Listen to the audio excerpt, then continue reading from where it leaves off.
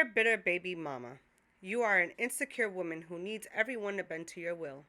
A grown woman, as you like to proclaim, would never use their child as a way to control and manipulate the other parent into doing what they want. Mature and respectable women do not willingly keep a child from their parent simply because the relationship ended. Get over it. A mother, since you believe that you are, does not use the horror of someone else's traumas as a way to gain some kind of sympathy for the despicable behavior you display. You could probably learn something from an actual mature, hardworking mother because, regardless of what they endure, they will never prevent a father from being able to see, spend, and build a relationship with his child. Never. Whatever you deal with as parents or adults is separate and apart from the relationship you both have with the child. But because you cannot have it your way, the only leverage you have is your child. That is utterly disgusting. Women like you are the reason good fathers and men get labeled as deadbeats. I despise women like you with every fiber of my being. You are selfish and miserable. If the situation were reversed, I guarantee you would not be able to handle it. You would lose your mind. But because it's not you having to endure being away from your child, you are unbothered by it. For some, oh, sorry. For someone as intelligent as you are, your behavior screams immaturity. Grow up. As a mom, I'm appalled by your handling of the unfortunate circumstances that you created for yourself. You have made this about what you want and all about you. And unfortunately, that attitude will get you nowhere. So if you're looking for sympathy from someone, you came to the wrong damn place. I am tremendously disappointed in you as a woman, but ever more so as a mother. Sincerely disgusted, a real woman and mother. Damn. Hey y'all, what's up? It's your girl Jay, and as you can see, today's topic of discussion is that real controversial, uncomfortable, and much needed and necessary conversation in regards to the bitter baby mama. That right there was a letter that was sent over to me by one of our fellow viewers, and she had a lot of things to say to this bitter baby mom. I really feel as though this conversation is important to have because, in all reality, we need to understand that we live in a world where we have two different types of women with children. We have the baby mama and we have the single mother. What these two women have in common is both of them got kids. However, one is unhealed and one is healed. So, the easiest way to differentiate who's who is that the baby mama we view as a terrorist in the sense where we don't negotiate with them. They're very chaotic. They are, their way is the highway. They fully believe their delusion. And at the end of the day, they want their way and nothing else matters. And they will spare whoever they got to spare. Those fall in line with the concept of a terrorist. And when we talk about single mothers are women who are healed and they happen to have children. They understand that we need to have a tribe or it takes a village and we have to be in a form of community in order for us to get to the common goal of what we're trying to do for our children because we understand family and our children as well as the community is what matters most. So what we're going to be talking about today is understanding the difference, how we got here, and how we can move forward. I want to emphasize on the fact that those who do resonate or are triggered by the concept of baby mama and feel as though that, they feel attacked in a way, I want you to know and understand that there is time and room for us to be able to get over on the other side of being labeled as a single mother rather than a baby mother. Because we got to put some respect on ourselves, let alone for people to put respect on our names. You know what I'm saying? So my goal right now is to really dive into that and really get to the bottom and the nitty gritty and let's get our hands in the mud about that conversation and, really understand how we can furthermore move in at a better pace and a better, speed because in all reality, our kids is what matters most. And there are times where we have to take a step back and realize that our actions as mothers or even as fathers, it directly affects our children, whether we intentionally wanted to or don't. You know what I mean? So it's like we have to really become aware of that and become more mindful of what we're doing and how we're conducting ourselves as women because we're setting the standard in the stage for our young boys and girls. Our young girls are looking to us as, we are the set standard of what a woman should be doing as, a woman, or how we should be carrying ourselves as women. And our young boys are looking at us as, what, this is the standard of how women are, and, what the type of women that he will later end up looking for or trying to stay away from, essentially. So at this point, we're going to really get into how did we even get here. So, wait, no, we got to go back, because you know what I did forget? We have to get to the synopsis of how we are even in this game.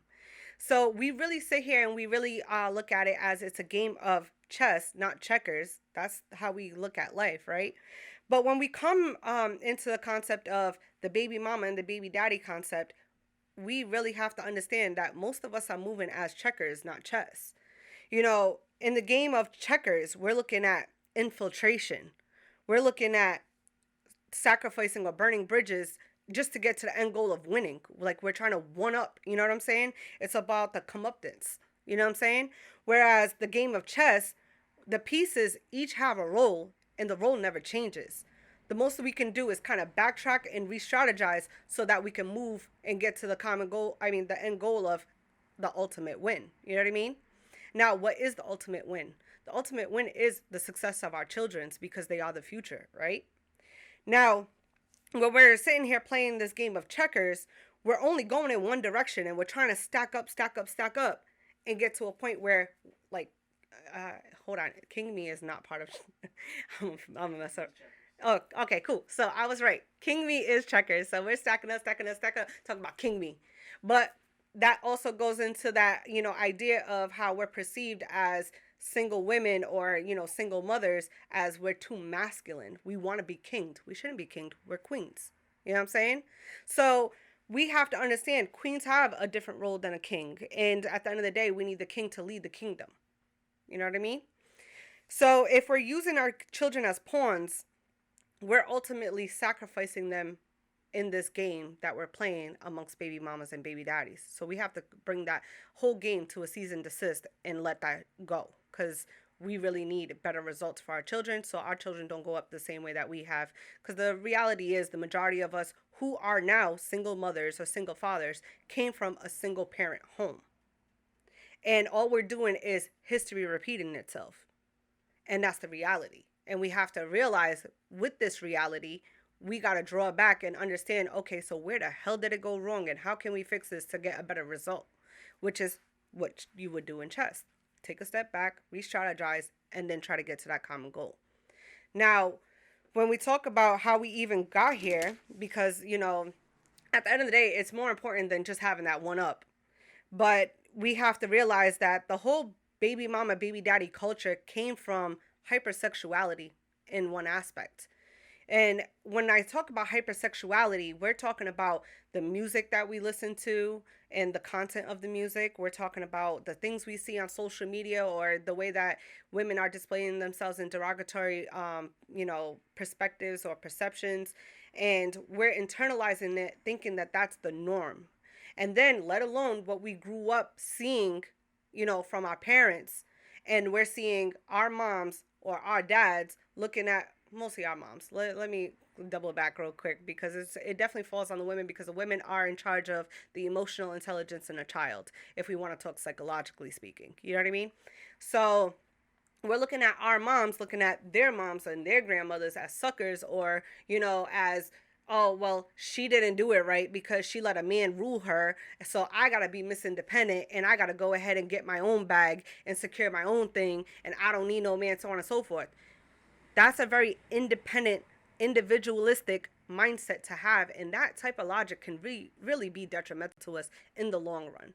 See, a lot of times what we have to understand is most women look at things as here and now. Whereas men tend to look at things as the bigger picture. What's the end goal? Okay, so how do we get to that end goal? So another part where we're failed at is we're not told how to conflict or relationship. A lot of us women have been conditioned and groomed to believing that we're all princesses and the world is our oyster and we're going to get everything we want. But let's put our focus on education rather than family. A lot of us have this delusion that or illusion. We're in delusion, but it's an illusion that was given to us to form this delusion that men will always be there. And then as we get older and as we start realizing that's not necessarily true, a lot of the women who were feeding us this logic and concepts, they're single themselves. They're lonely themselves. If it wasn't for their children and their family that they do, still connect with, they wouldn't have nobody. And when we look at what's going on in the economy, I don't understand how nobody is like really in panic mode and really trying to do what is needed to be done so we can form more units of family and community and tribes. Because at the end of the day, do we really think that by the time we get older, we're going to have Social Security? People who even live on Social Security right now are unable to actually get everything that they need out of life, and they're living in a constant state of survival. Is that really a way to live? The point of all this is that I need us to really take some take some moments to really take a step back and reflect. And I could even give a story about when I got my harsh dose of reality. And I was about 23 years old. I just had my son. And my cousin told me, like, what are you going to do now? At that time, I was in school. I was on, I believe, TDI and unemployment. I was going between TDI and unemployment because obviously I wasn't working after giving birth. And he was just like, you say you are a wife, you say that you want a family, you say all these things of what you desire the outcome to be, but what are you doing to make it happen? And especially if you're not making things work with your current child's father, how are you going to obtain that husband that you're looking to have? That was a tough pill to swallow in that very moment because I'm like, excuse me, sir? But I had to really understand taking the emotion out of it, right, on my end, and really looking at it from a different perspective with a different set of eyes from the outside looking in. He's right. Because what was I doing? I was in school for IT, but look what I'm doing now. It's nothing to do with what I went to school for. And in all reality, um, if I want that overall goal and achievement in life for that family and that foundation, and I wasn't gonna do it with the child's father, then who was gonna step in? Most men look at a woman's sexual market value to drop once they have kids, let alone if you have one or two or more.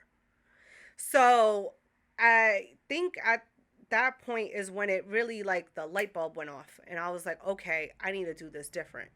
So that's when I really started understanding that this idea of Miss Independent and the hyper independence was really a spectrum because you're supposed to be in a balanced space. You're not supposed to be hyper independent, but you're also not to be like not independent at all. You're supposed to be self sufficient, which is in the middle.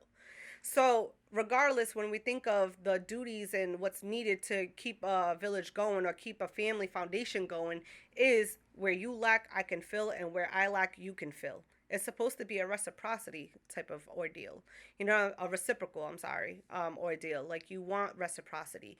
You want it to be that you can pour into your counterpart and they can pour back into you. Therefore, it pours back into the children. You want that cup of overflow when it comes down to the support morally as well as physically, mentally, financially, spiritually. You know what I mean? And what we have to understand is a lot of us are fed this superficial logic of we can do it by ourselves, and by pouring into our kids is by giving them the latest Jordans or by making them look good for social media, or we live in this fantasy where whatever we show on social media that dictates who we truly are. No, sweetheart, that is who we desire to be. The reality is what's posted on social media is really 1 to 2% of what your real life is. That's the sad reality because none of us put our downfalls.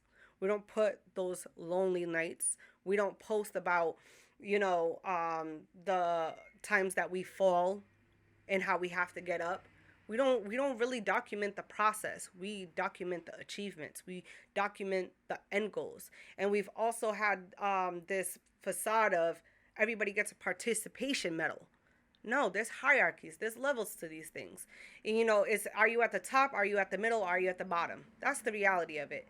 And if we're sitting here looking to have this culture of the baby mama baby daddy drama of trying to sabotage the other counterpart that we had a child with, whether it was intentional or unintentional, because with this hypersexuality culture we live in, the reality is a lot of us are having kids just from hookups, let alone temporary relationships.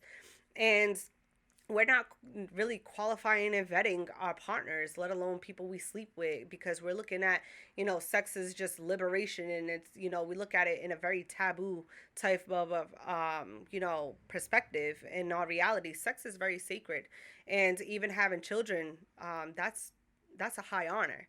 And what I've learned through my own experience, I was raised by a single mother, and I was raised by a woman who still to this day has that mentality of hyper independence. I don't really need nobody. I can make it on my own. I am a man. You know what I mean? And that's really not what we should be doing. That's really not. It's a very counterproductive way of being. You know what I mean? Essentially, that can be very detrimental to our end goal and where we're trying to go at in life.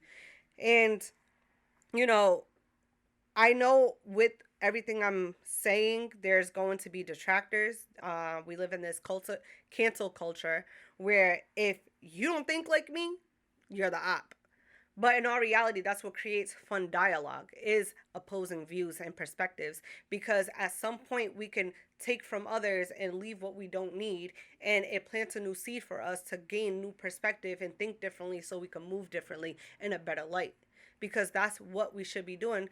Because what we have to realize is everything we do as a parent, especially, it trickles down to our children. They pick up on things, including our energy. So if our energy is all off, our child is going to essentially be off. Think about how many friends we have where our friends grew up the same way we're basically raising our kids, in a sense, if we're in a toxic environment. And look how they turned out.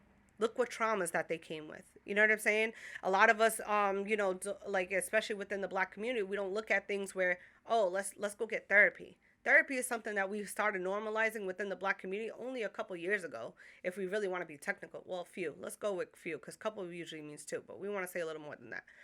And we want to get to understand that this toxic way of thinking, as far as being a baby mama and having that baby daddy thing, like we don't we're more scared to be wives than we are to be children's mothers.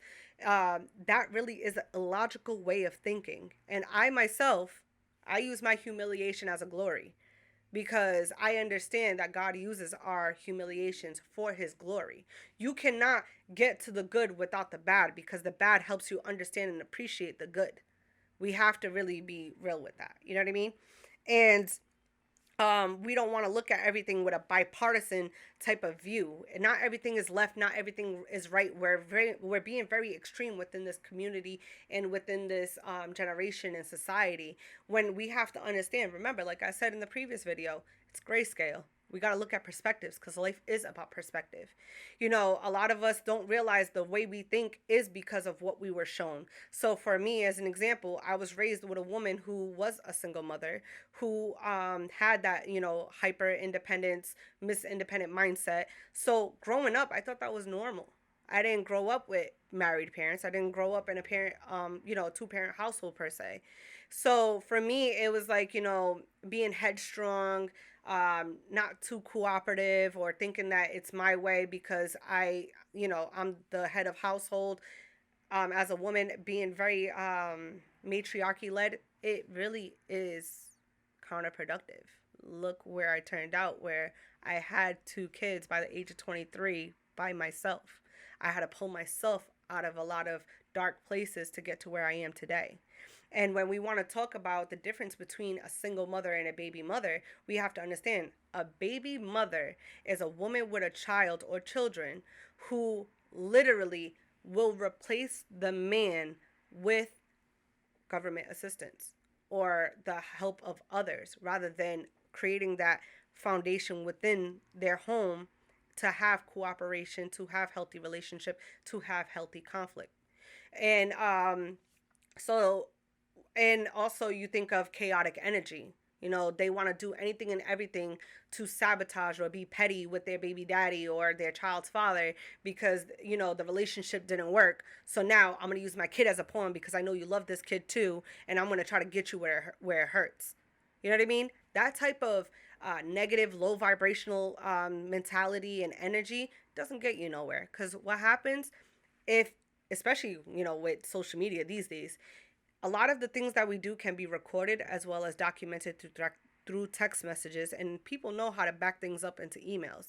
So if you're going to utilize your child as a pawn and do all these evil, spiteful things to get back at the father because your relationship failed with the father, do you not think that that man can go ahead and save all these things as proof and evidence? And when your child becomes of age and is able to logically think for themselves and realize things for themselves, that it's not going to backfire on you? Do you think that at some point when your child really sits there and sees these things for themselves and able to process and digest all the proof that is there that is against you, like the court of law, and they're not going to sit there and say, you know what, mom, I don't respect you anymore. Who I thought you was is not who you are.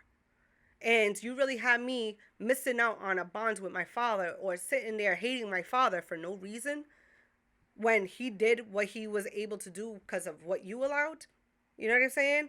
Like, to me, I just don't understand how like there's that disconnect in a woman's mind to think that being this way as a baby mama is okay.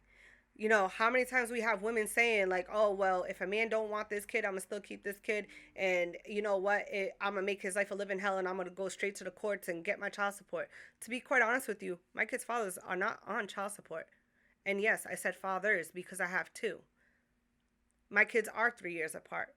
My relationship did fail with both of them, but I also learned I had a hand in that.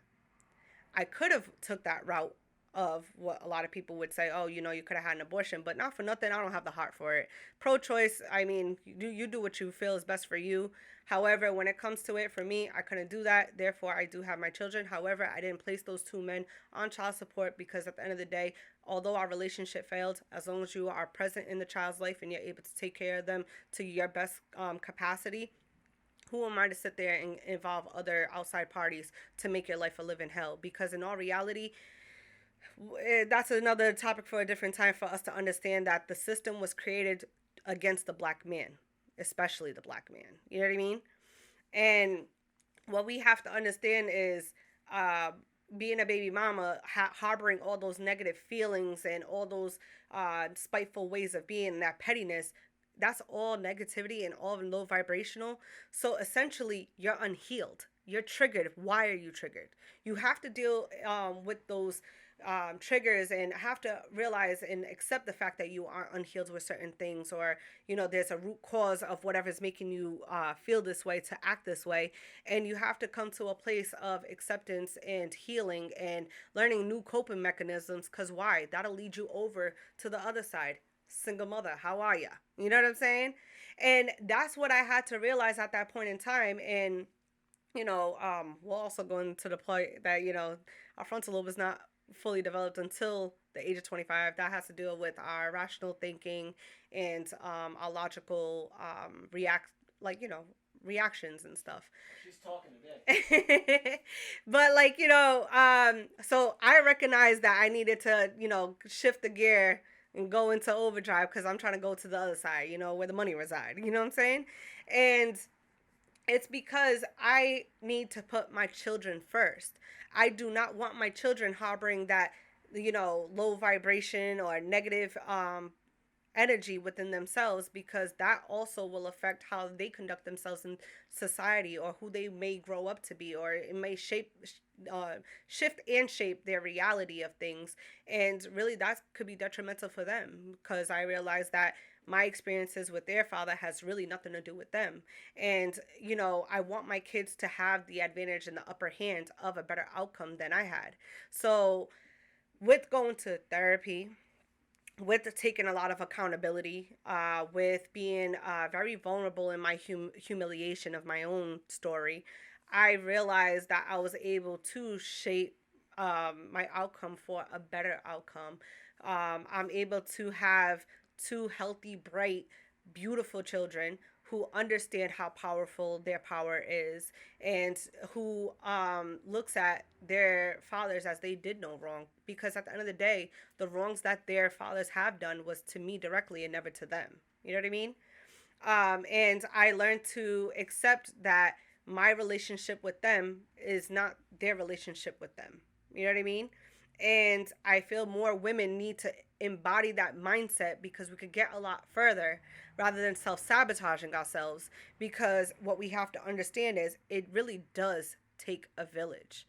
And why are we going to hold children away from their fathers, or create these, burns bridges, when those fathers, once they get themselves together, because, the reality is some men are, in process, which that's my circumstances, men are in process. And when they got to where they, should be as fathers or whatever, now is we're creating healthy schedules where my kids are able to see their father. My kids are, able to get that time and that bonding with them, and I get a time off. I can go kick my feet up. I could go ahead and, be great, as they say. And I really feel as though that a lot of women need to take a step back and realize we can't necessarily replace that bond with their fathers. We can't be mom and dad. We have to really thrive in that mother figure, that feminine energy, because we are, like I said before, in charge of their emotional intelligence. Really nice. Sorry, guys. So it's very important for us to realize that, we are in charge of their emotional development, and their emotional intelligence. And the fathers are here for structure. They're here for discipline. And if we can work as together as a team, we could get a lot more done. Because you know what they say, teamwork makes the dream work. You know what I'm saying? So yeah, feel free. Like I said, we're looking to drop content every week. If I am missing any points that you would like me to elaborate on, go over to Instagram, Slay Your Perspective, and hit up my DM. Let me know exactly what you guys are looking to have done on this podcast in regards to topics you want to discuss. And remember, don't get played, get slayed. Thank you for watching, guys.